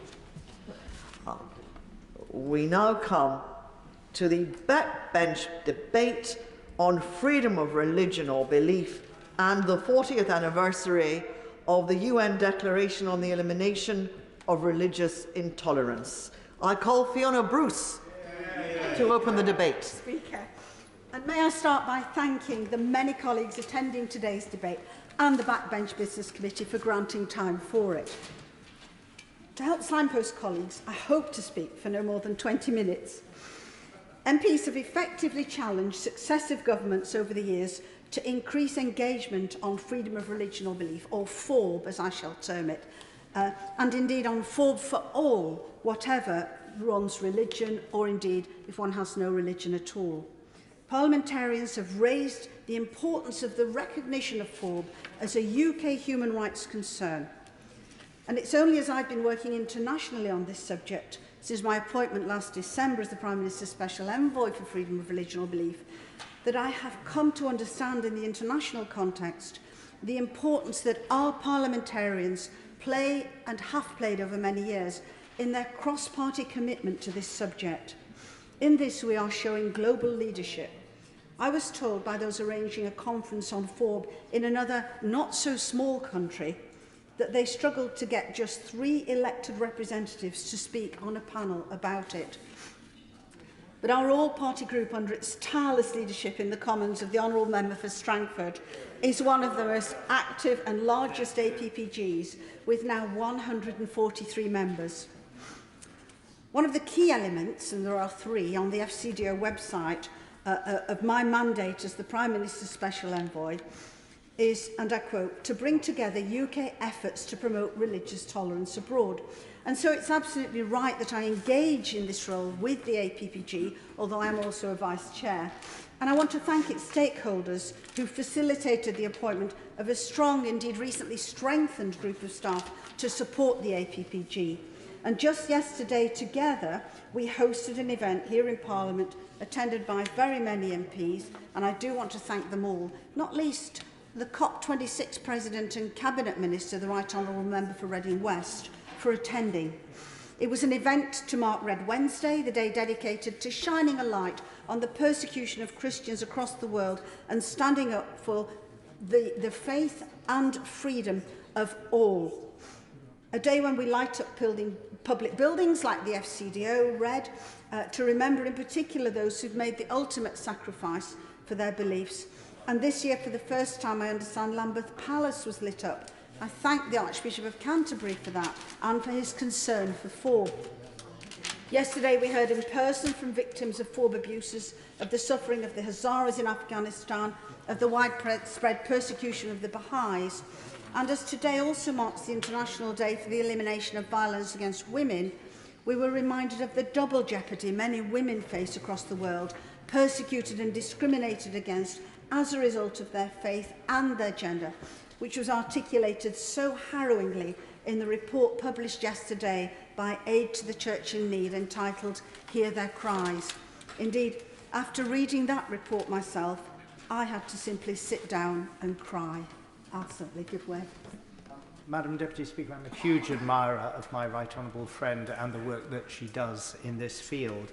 I'm actually trying to help a Hazara Afghan woman who successfully got abroad into Pakistan undocumented, but who even now has to remain in hiding lest our Pakistani friends and allies, in inverted commas, discover her and send her back to the tender mercies of the Taliban.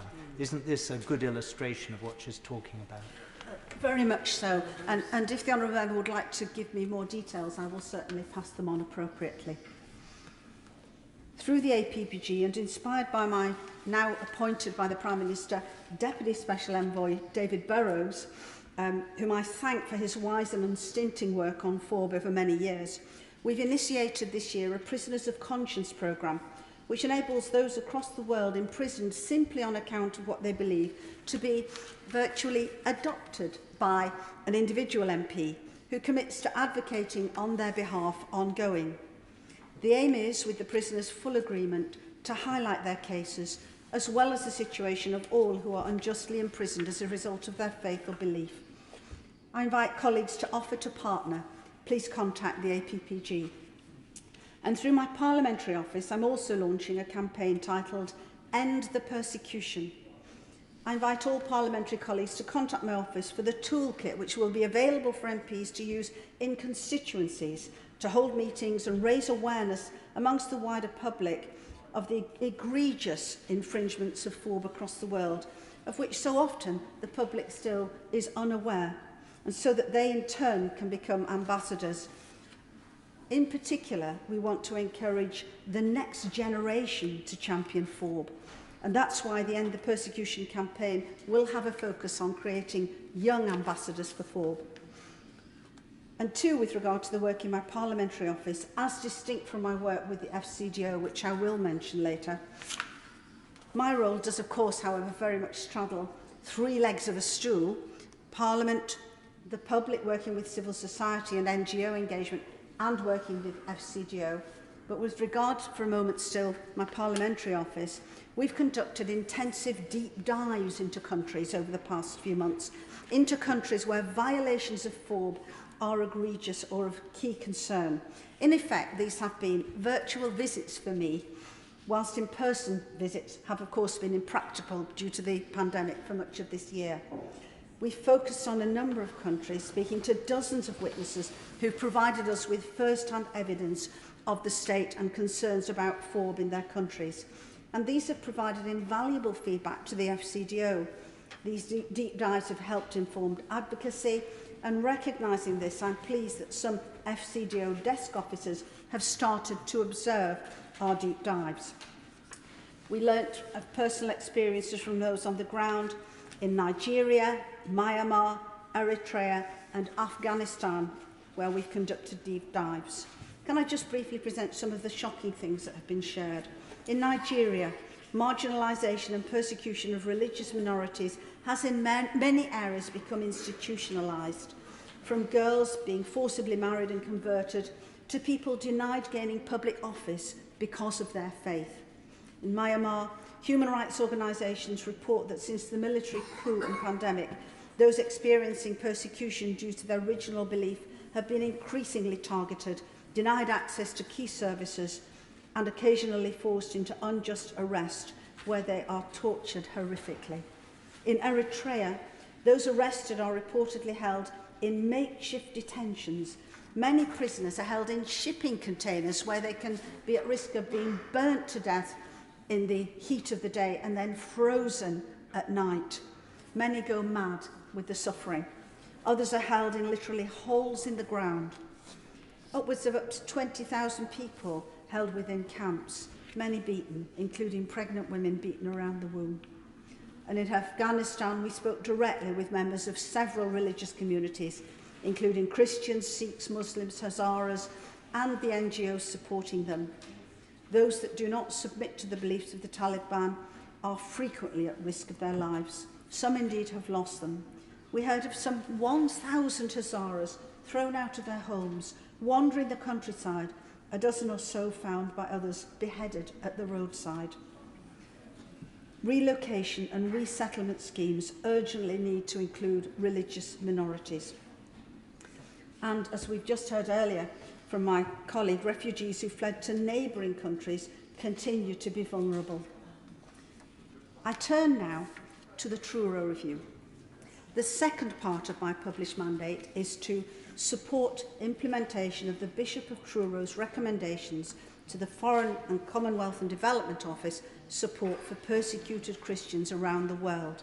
And I should say that, of course, this work does improve the work not just for persecuted Christians, but for the FCDO work for all those who are persecuted around the world, whatever their faiths or none. I want to thank my right honourable friend, the member for South West Surrey, the former Foreign Secretary, for initiating this review, and the Bishop of Truro's continued strong commitment for FORB. Both of them have been of great support to me in my role. To oversee the implementation of the review, I hold regular meetings with officials, and indeed with the Bishop, to ensure that the 22 recommendations will be implemented in full, both in word and spirit, by the deadline of early next July. And I'm pleased that the FCDO indicate that delivery of over half of the recommendations are making good progress, and that we are on track, that delivery of over half has occurred, and that we are on good progress with the remainder, and that we're on track to deliver all by July 2022, in line with our manifesto commitment. Let me highlight a few. Recommendation 6.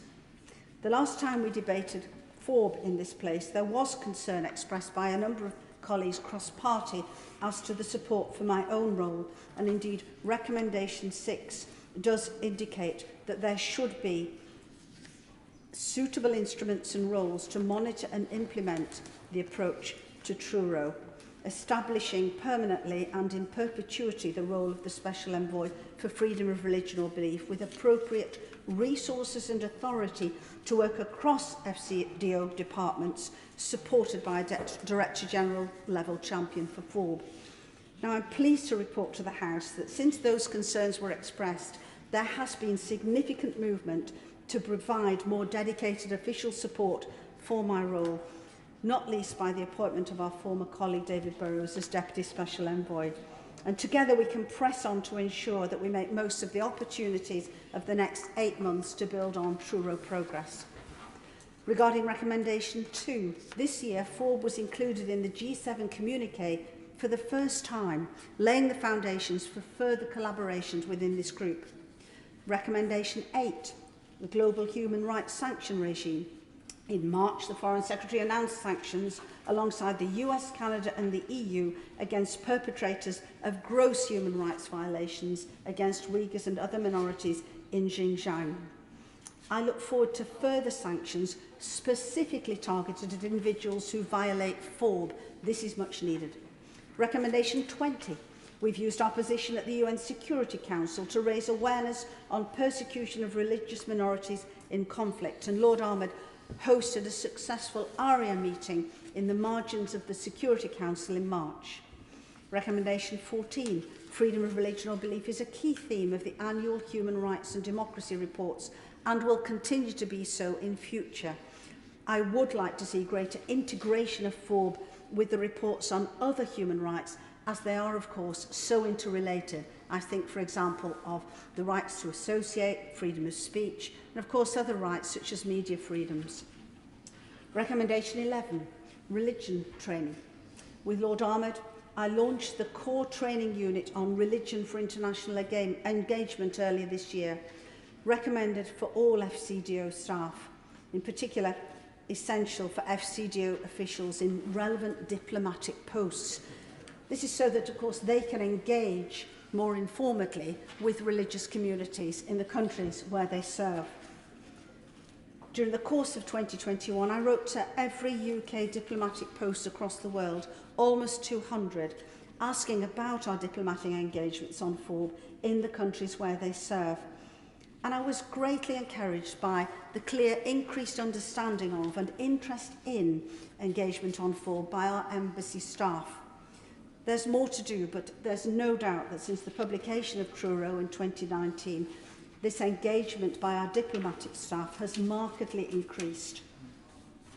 Having said that, of course, there's always more that we can do, and it's very important that the religious training modules don't remain on a shelf, or perhaps more accurately today, I should say, don't remain through a portal which is not accessed by FCDO officials, but is actually accessed and its understanding embedded in FCDO thinking. There is still a way to go before this, before FORB is at the heart of FCDO thinking in the way that other rights are, and that was evidenced by the FCDO Outcome Delivery Plan of 2021-22 published July, when FORB received slight, some may say scant, reference. I'm pleased, however, that on discussing this with our new Foreign Secretary, who took post after that date, that she has a personal support for FORB and has indicated to me that that document does need review. I look forward to working on this.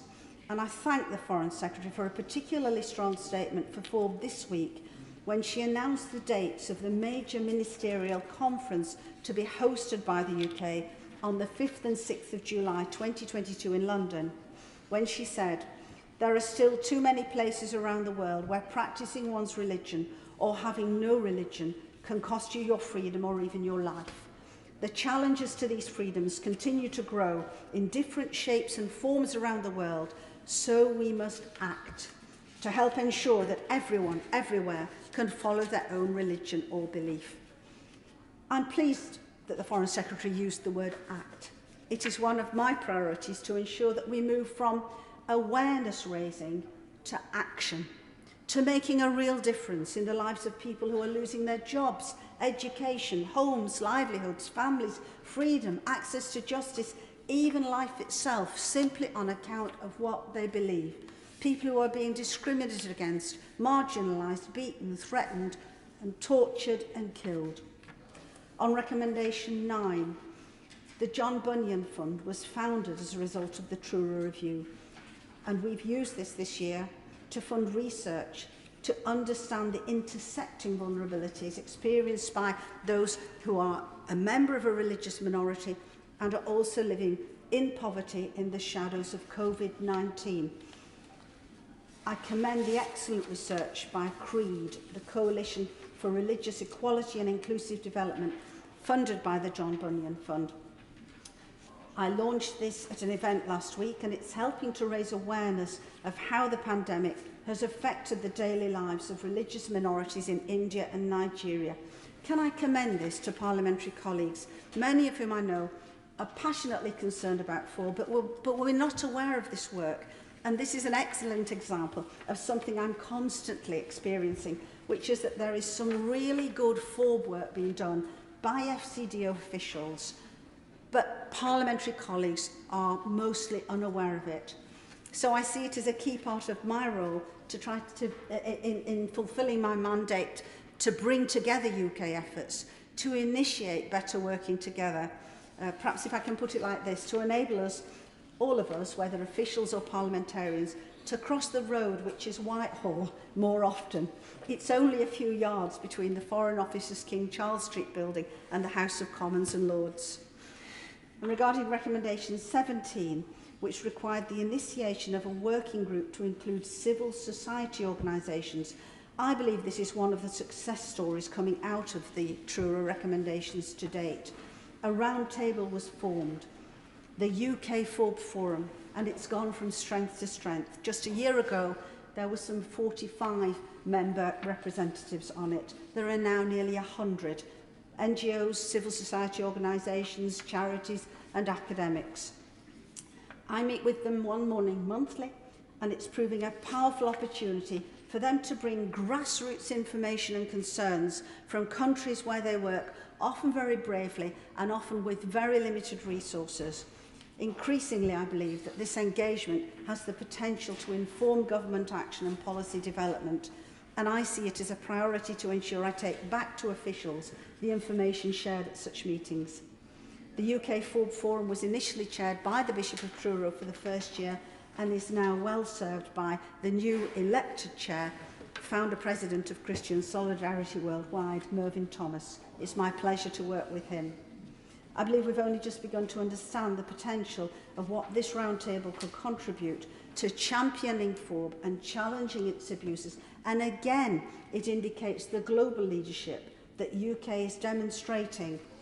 It's not too much to say that I believe that this, along with the APPG's work, along with parliamentarians' engagement, are practices that we can and must share, best practices that we can and must share at next year's ministerial conference to inspire others in countries around the world where I've come to learn that there are perhaps only 1 or 2 parliamentarians championing FORB, or where NGOs don't have the opportunity for such collaborative joint working. And this brings me now, yes, of course. I thank the Honourable Lady, and she's making an excellent speech, and I thank her for her endeavours in her role, which I think are great in making such a difference. In terms of reaching out to other parliamentarians, in terms of freedom of religious belief internationally, is this something that the Interparliamentary Union and perhaps the Commonwealth Parliamentary Union could be working with parliamentarians in the UK Parliament to take forward in the near future?